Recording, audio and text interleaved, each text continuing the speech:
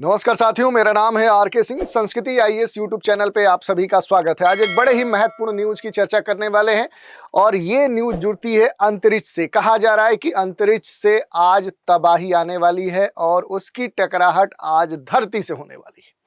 तो आखिर ये पूरा मामला है क्या, इसकी आज हम जांच पड़ताल करेंगे। इसके बारे में डिटेल से बात करेंगे कि आसमान से जो कही जा रही है कि 600 किलोग्राम की आफत आज पृथ्वी से टकराने वाली है। ये नासा की तरफ से ये स्टेटमेंट आया है और आज ही धरती से ये 600 किलोग्राम की जो आफत है, तबाही है, उसकी टकराहट मानी जा रही है। इसके बारे में डिटेल से आज जानकारी लेंगे। इससे जुड़ी हुई बहुत सारी अहम जानकारियां हैं जिन पर आज हम चर्चा करने वाले। चलिए पहले न्यूज को हम देखते हैं। नासा का जो सैटेलाइट है वो आज क्रैश होने वाला है और इसी को कहा जा रहा है कि 600 किलोग्राम की जो आफत है वो आज धरती से टकरा सकती है और इसी कारण से इसे स्पेस से आ रही तबाही का नाम दिया गया है। तो नासा का जो वैन एलन प्रोब ए, इसका पृथ्वी पर आज जो लौटने की कहानी है, जो इसकी कह सकते हैं कि पूरी जर्नी है, उस पर आज हम बात करने वाले हैं। क्योंकि अमेरिकी अंतरिक्ष एजेंसी जो नासा है उसका ये एक महत्वपूर्ण कह सकते हैं कि सैटेलाइट है जिसका वजन 600 किलोग्राम है। नाम है वैन एलन प्रोब ए। ये सैटेलाइट पृथ्वी के वायुमंडल में प्रवेश करके गिरने वाला है। यानी जैसे ही आप जानते हैं कि पृथ्वी के वायुमंडल में प्रवेश करेगा, फिर जलने लगेगा और फिर हो सकता है कि इसका मलबा आके पृथ्वी से टकराए। और ये जो सैटेलाइट है ये आज का नहीं है बल्कि 13-14 वर्ष पुराना सैटेलाइट है। पृथ्वी की कक्षा में ये रहा है। इसकी कक्षा धीरे धीरे अब क्षय हुई है। ऑर्बिटल जो डीके है वो ऑर्बिटल डीके होने के कारण पृथ्वी पर गिरने की स्थिति में ये पहुंच गया है और इसी की जानकारी नासा ने दी है कि अब ये 13-14 वर्षों बाद ये जो सैटेलाइट है ये पृथ्वी से टकरा सकता है। तो इसके बारे में डिटेल से हम जानकारी लेंगे। वैन एलन प्रोब 1 जो ए है, आखिर ये है क्या, पृथ्वी से किस दूरी पर यह स्थापित था, किस कक्षा में ये चक्कर लगा रहा था, और अब जो कहा जा रहा है कि ऑर्बिटल डीके होने के कारण अब ये क्या होगा कि पृथ्वी से टकरा सकता है।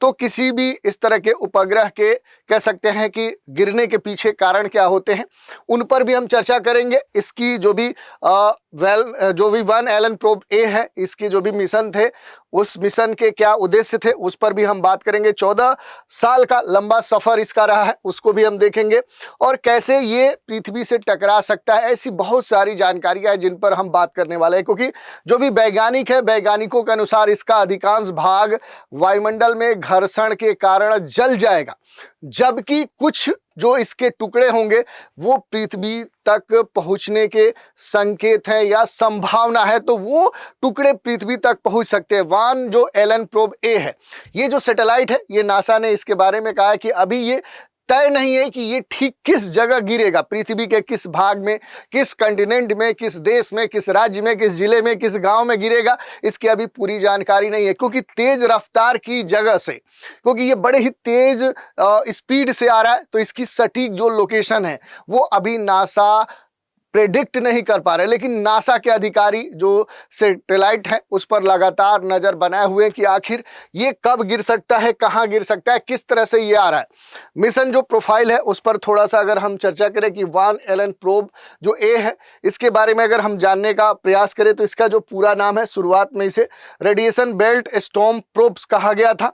बाद में इसका जो नया नाम आया कि इन परतों की खोज करने वाले वैज्ञानिक जेम्स वैन एलन के नाम पर, उनके सम्मान में इसका नाम रख दिया गया। किस उद्देश्य से ये सैटेलाइट भेजा गया था, तो अंतरिक्ष के मौसम, सोलर जो स्टॉर्म्स हैं और पृथ्वी के चारों ओर जो भी मौजूद रेडिएशन का जो बेल्ट्स है उसका गहरा गहन अध्ययन करने के लिए ये भेजा गया था। उपलब्धि क्या थी कि अंतरिक्ष जो यात्री हैं, भविष्य के सैटेलाइट को जो हानिकारक सौर तूफान है उससे बचाने के लिए जो अमूल्य डेटा है उसको कैसे कलेक्ट किया जाए, उसी को ध्यान में रखते हुए ये कार्य कर रहा था। तो एक वैज्ञानिक अनुसंधान सैटेलाइट के तौर पे इसे जाना जाता है। नासा ने इसे कब लॉन्च किया था, तो वर्ष 2012 में इस सैटेलाइट को नासा के द्वारा लॉन्च किया गया था। मुख्य उद्देश्य यही था, पृथ्वी के चारों ओर मौजूद जो वैन एलन रेडिएशन बेल्ट है उसका स्टडी करना, इसे इसके जुड़वा सैटेलाइट जो वैन एलन जो प्रोब बी है उसके साथ भेजा गया था। अगर हम बात करें इसके बारे में थोड़ा सा, तो अमेरिकी जो स्पेस एजेंसी नासा है उसका ये 600 किलोग्राम का एक भारी भरकम सैटेलाइट है जो आज क्रैश होकर धरती से टकरा सकता है। ये सैटेलाइट लगभग 14 सालों से एक खास ऑर्बिट में था, उस पर भी हम बात करेंगे। और ये जो सैटेलाइट है आज धरती से जो कि क्रैश होने जैसी स्थिति बताई जा रही है, तो नासा ने कहीं ना कहीं इसका एक तरह से प्रेडिक्शन किया है, लेकिन अभी बहुत हद तक जानकारी इसके बारे में नहीं हो रही कि कहाँ ये टकराएगा, कब टकराएगा, किस स्थिति में टकराएगा। इसे अगस्त 2012 में इसके जुड़वे कह सकते हैं सैटेलाइट के साथ इसे छोड़ा गया था। ये दोनों जो कह सकते हैं स्पेसक्राफ्ट है ये 2019 में डीएक्टिव हो गए थे, और फिर वैन जो एलन प्रोब बी है इसका जो जुड़वा कह सकते हैं सैटेलाइट है, इसका धरती से बाहर का जो समय है अब लगभग खत्म हो गया है। और आज कहा जा रहा है कि ये 9 मार्च तक जो अमेरिकी स्पेस जो फोर्स है उसका ये अनुमान था कि ये कहीं ना कहीं देखे भारतीय समय अनुसार बुधवार को तड़के 11 मार्च वायुमंडल में प्रवेश करेगा। वैज्ञानिकों ने विशेष तौर पे 24 घंटे की विंडो रखी है, यानी समय थोड़ा आगे पीछे होने की संभावना बताई जा रही है। लेकिन ये बड़ा ही महत्वपूर्ण है, नासा का जो सैटेलाइट है कब और कहां गिरेगा इस पर सबकी नजरें हैं। क्या गिर रहा है? तो नासा का वैन एलन प्रोब ए सैटेलाइट जिसका वजन 600 किलोग्राम से भी अधिक है, इसके बारे में ये प्रेडिक्शन हुआ है कि हाँ ये अपने ऑर्बिटल डीके के कारण अब ये कह सकते हैं कि पृथ्वी से टकरा सकता है।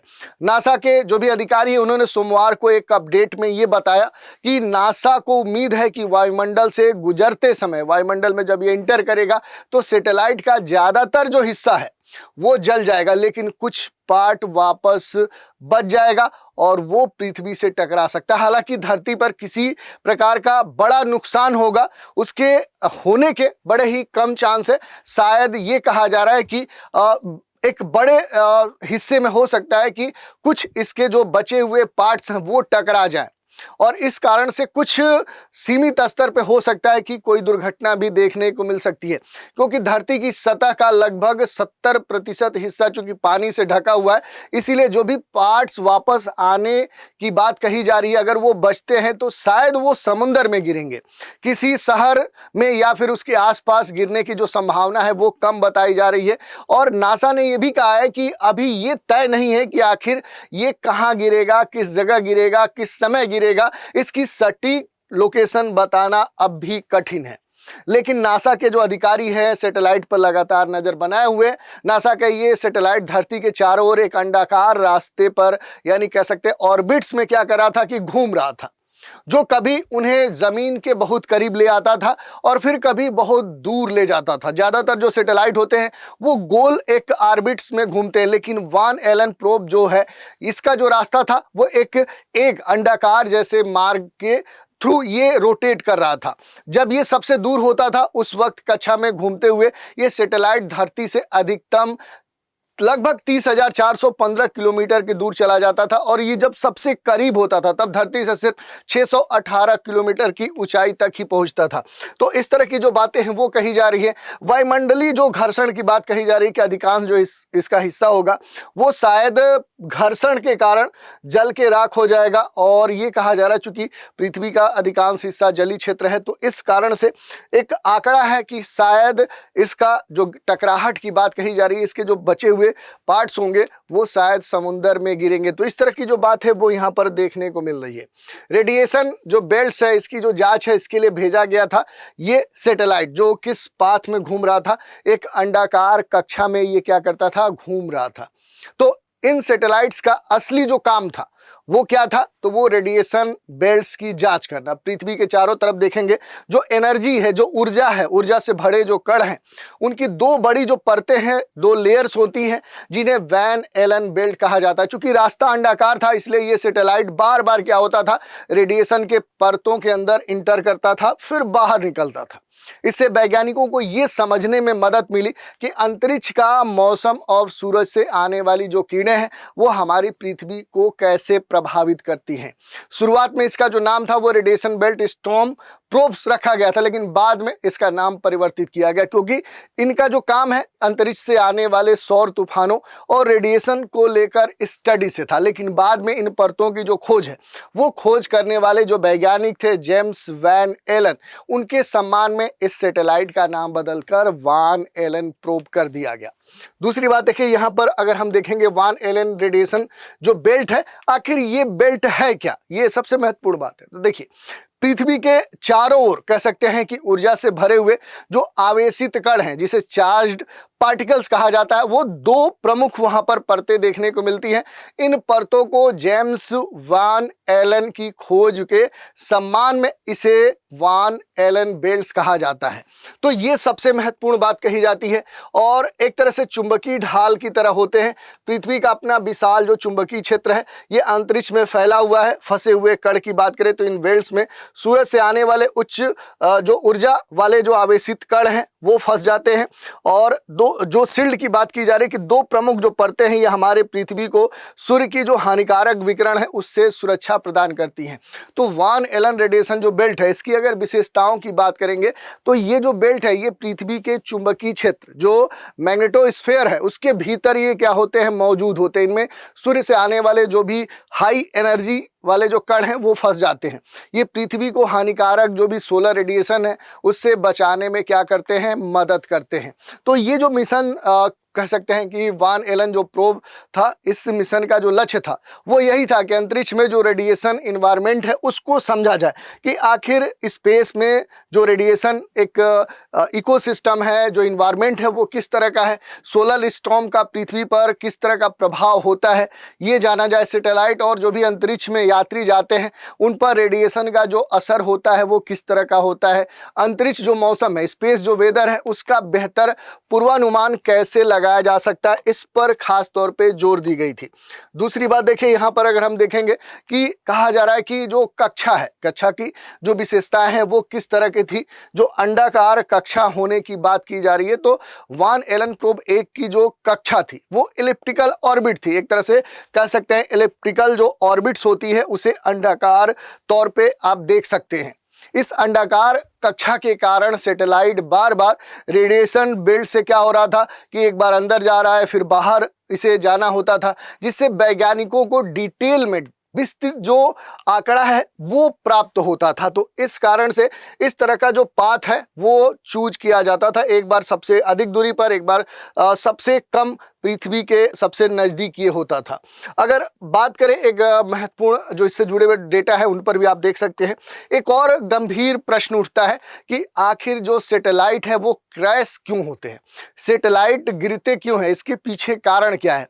तो देखिए, सैटेलाइट के पृथ्वी पर गिरने के जो प्रमुख कारण है उसमें सबसे पहला जो कारण होता है वो होता है ऑर्बिटल डीके का, कक्षा के क्षय होने का। समय के साथ कक्षा जो है वो धीरे धीरे क्या होती है, कमजोर होती है। अंतरिक्ष में भी गुरुत्वाकर्षण के कारण समय के साथ जो सैटेलाइट की कक्षा है वो धीरे धीरे कमजोर और छोटी होने लगती है। दूसरी बात, वायुमंडल के ऊपरी हिस्से में जो घर्षण है वो एक दूसरा कारण है कि जैसे ही सैटेलाइट पृथ्वी के ऊपरी वायुमंडल को छूता है, गैसों से होने वाला जो घर्षण है उसकी गति को तेज से धीमे कर देता है। और फिर नंबर आता है ईंधन खत्म होने के बाद कक्षा को बनाए रखना किसी भी सैटेलाइट के लिए संभव नहीं है। तो जो फ्यूल डिप्लेशन की बात की जाती है कि फ्यूल ही समाप्त हो गया, तो 2019 में मिशन समाप्त होने के बाद इस सैटेलाइट के पास अपनी कक्षा को वापस ऊपर धकेलने के लिए इसके पास फ्यूल ही नहीं था। तो ये कारण है जिस कारण से कोई भी सैटेलाइट क्या होता है वो गिरता है। अब बात कर लें थोड़ा सा यहाँ पर कि क्या इससे बड़ा खतरा माना जा रहा है, एक सफल मिशन का अंत माना जा रहा है, क्योंकि 13-14 वर्षों के बाद ये जो सैटेलाइट है ये क्या हो रहा है कि फिर से पृथ्वी पर वापस आ रहा है। ये अलग बात है कि अधिकांश इसका पार्ट गुरुत्वाकर्षण वाले क्षेत्र में इंटर करते ही घर्षण के कारण जल सकता है, लेकिन कुछ आंशिक भाग पृथ्वी तक पहुंच सकता है। तो वैज्ञानिकों के अनुसार देखेंगे तो धरती पर किसी प्रकार का बड़ा नुकसान होने की तो संभावना बहुत कम जताई जा रही है, लेकिन फिर भी इससे मना नहीं किया जा सकता है, नकारा नहीं जा सकता है कि शायद इससे कोई बड़ा दुर्घटना भी हो जाए। पृथ्वी की सतह का लगभग, चूंकि एक बड़ा क्षेत्र जो है वो महासागरों से घिरा हुआ है, तो ये माना जा रहा है कि संभावना बहुत अधिक है कि इसके बचे हुए जो पार्ट हैं वो सागर में गिरे। तो ये बात महत्वपूर्ण है। ये अलग बात है कि इस पर जो भी वैज्ञानिक है, चाहे वो नासा या बाकी जो एजेंसियां हैं, उनके जो वैज्ञानिक हैं वो लगातार नज़र बनाए हुए हैं कि कहीं ऐसा ना हो कि जो अभी प्रेडिक्ट किया जा रहा है उससे कोई बड़ी दुर्घटना भी इस सैटेलाइट के पार्ट से हो जाए। तो इस पर लगातार वैज्ञानिकों की नज़र बनी हुई है। तो ये पूरा हमने देख लिया। इसी पर आधारित एक प्रश्न देख लीजिए। वान एलन रेडिएशन बेल्ट किससे संबंधित है? पृथ्वी के चुंबकीय क्षेत्र में फंसे हुए ऊर्जावान कण से, या फिर चंद्रमा की सतह पर मौजूद गैसों से, मंगल ग्रह के वातावरण से, या फिर सूर्य की सतह पर मौजूद प्लाज्मा से? तो इस प्रश्न का सही उत्तर आपको हमें कमेंट के माध्यम से भेजना है। तो आज के एपिसोड में इतना ही। आप सभी हमारे साथ बने रहें, इसके लिए धन्यवाद।